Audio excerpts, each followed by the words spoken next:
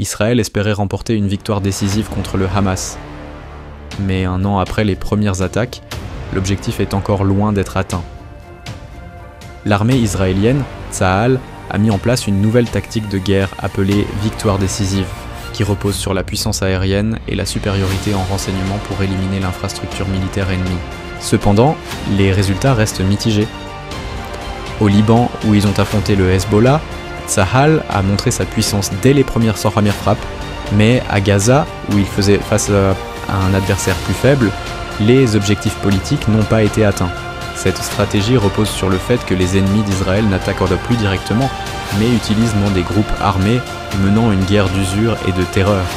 Cette approche rend l'utilisation des capacités de haute précision et de frappe massive moins efficace, surtout face à des réseaux de tunnels et des abris souterrains utilisés par le Hamas et le Hezbollah.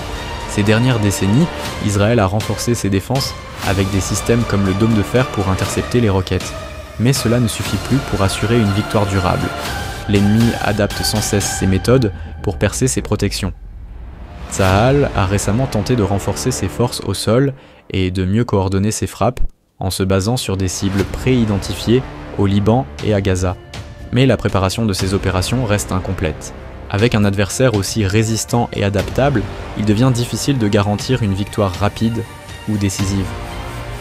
La situation sur le terrain exige des stratégies qui évoluent sans cesse pour faire face aux nouvelles menaces, et malgré l'intensité des attaques, une vraie victoire semble encore lointaine.